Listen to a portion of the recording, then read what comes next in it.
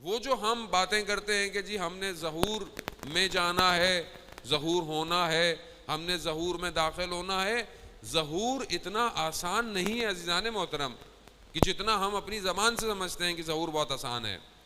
ظہور اگر بہت آسان ہوتا تو کب کا ہو چکا ہوتا، کب کا ہو چکا ہوتا، خدا جانتا ہے کب ہوگا۔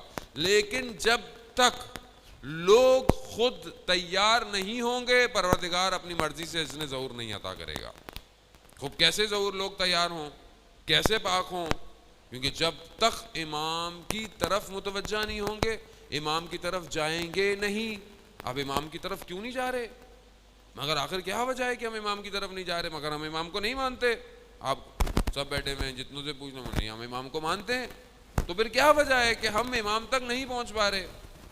ہمارے ایک استاد نے بیان کیا کہ مسجد جمگران، جہاں کم کے قریب مسجد ہے، جہاں امام زمانہ سے منسوب ہے، وہاں پر وہ جاتے تھے، سوال جواب لوگوں کو دیتے تھے، تو وہاں ان کی ملاقات ایک لڑکے سے ہوئی۔ لڑکے کی حالت تھوڑی سی غیر سی تھی، تھوڑی عجیب سی تھی، تو اس سے پوچھا تمہاری کیا حالت ہے؟ تو اس نے کہا کہ میری امام زمانہ سے ملاقات ہوئی۔ تو اس سے پوچھا کہ تم نے امام سے کیا پوچھا؟ میں نے کہا مولا یہ مسجد میں اتنے لوگ آئے ہیں، اور ہر جو ہے وہ شب بدھ جو ہے منگل اور بدھ کی رات وہاں پر ہر ہفتے رش ہوتا ہے، اور مخصوصیاں بہت رش ہوتا ہے، ملین میں لوگ آتے ہیں۔ تو کہا میں نے مولا اتنے سارے لوگ ہیں، 313 سے تو بہت زیادہ بیٹھے ہوئے ہیں یہاں، تو آپ آتے کیوں نہیں ہیں؟ تو امام فرماتے ہیں جو اس نے بیان کیا کہ یہ سب میرے لیے نہیں آئے، یہ اپنے لیے آئے۔ کہا اپنے لیے؟ کہاں؟ کہا کسی کو نوکری چاہیے، کسی کو بیٹا چاہیے، کسی کو گھر چاہیے، کسی کو گاڑی چاہیے، میرے لیے کوئی نہیں آیا۔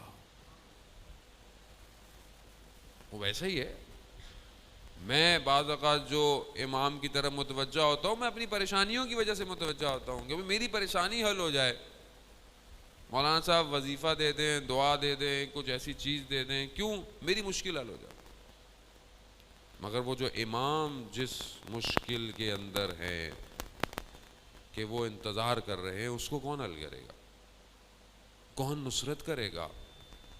حل من ناصر ینصرنا، ہے کوئی میری مدد کرنے والا؟ یہ امام تک پہنچ رہی ہے بات۔ تو اسی لیے عزیزان محترم بہت ضروری ہے کہ ہم ان رکاوٹوں کو پہلے پہچانیں کہ جو مجھے میرے امام تک نہیں جانے دے رہی ہیں۔ اور اس میں سب سے بڑا کردار اس شجرہ خبیثہ کا ہے کہ جس نے ہمارے وجودوں کو دنیا کی طرف متوجہ کیا ہوا ہے۔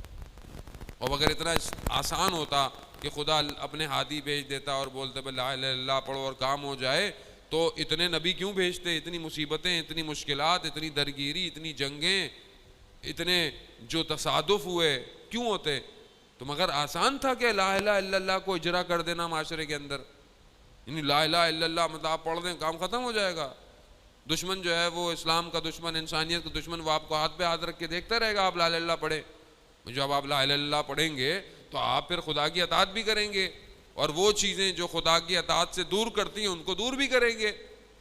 آپ رستہ صاف کریں، آپ بولیں جی روز روڈ صاف ہونا چاہیے، اور ایک شخص آگے روز کچرا پھینک دے، آپ پھر صاف کریں، پھر کچرا پھینک دے، پھر صاف کریں، پھر کچرا، تو آپ بولیں گے کہ پہلے اس کے کچرے کا کوئی انتظام کرو، یہ جو غلط جگہ سے پانی آ رہا ہے اس کو پکا کرو، اس کے لیے کوئی اور جگہ بناؤ، تو صفائی کریں گے نا۔ صرف صاف کرتے رہیں اور روز آتا رہے تو ایک دن آپ بھی بولیں گے میں اس کو تو بند کروں جو نقصان پہنچا رہا ہے۔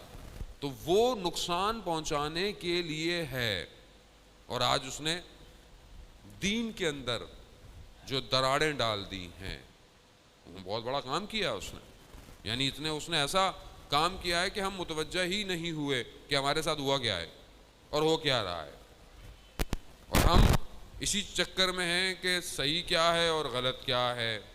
اور جب بہت ہمیں سمجھ میں نہیں آتا، اور ویسے بھی ہم سمجھنا تو چاہتے بھی نہیں ہیں، کون سمجھے، کون ذہن پہ زور دے؟ پہلے تھوڑی ٹینشن ہے مولانا صاحب، روڈ کھدے ہوئے ہیں، ٹریفک جیم ہے، لائٹ چلی جاتی ہے، یہ مسائل ہیں، وہ مسائل ہیں، اب آپ ہمیں نئے کاموں میں لگا کے جا رہے ہیں۔ کہ اب ہم سوچیں بیٹھ کے. سوچنے کا کام ہمارا تھوڑی ہے, ہمارا تو نہیں ہے. کوئی اور سوچے گی, کوئی اور مخلوق آئے گی آسمان سے حضرت عیسیٰ کے ساتھ, وہ سوچے گی, ہم تھوڑی سوچ رہے ہیں. عزیزان محترم, اگر ہم نہیں سوچیں گے تو کاروان تو آ رہا ہے اور اپنے ساتھ لوگوں کو چنتا ہوا کربلا پہنچ رہا ہے. اگر میں نہیں سوچوں گا تو میں رہ جاؤں گا, کاروان چلا جائے گا. کاروان چلا گیا, کربلا کا کاروان مدینہ سے نکلا تھا, راستے میں دعوتیں, نامے, خط سب کو دیتا گیا. جو ظرفیت رکھتا تھا وہ امام حسین کے ساتھ آ گیا, اور جو نہیں آیا اس نے بہانے بنائے. معجزے دیکھے رستے میں امام کے.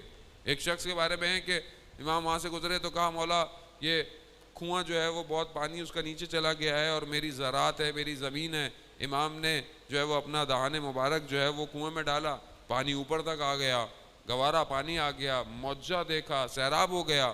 پھر امام نے بولا کہ چلو ہمارے ساتھ, تو کہتا ہے نہیں مولا میں تو نہیں جا سکتا آپ کے ساتھ.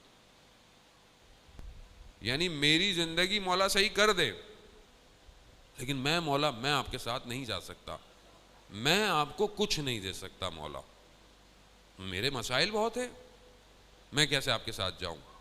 عزیزانے مطلب شناخت مہم ہے, شناخت کریں, پہچانیں کہ کون سی چیز ہے کہ جو مجھے حب دنیا سے جوڑ رہی ہے.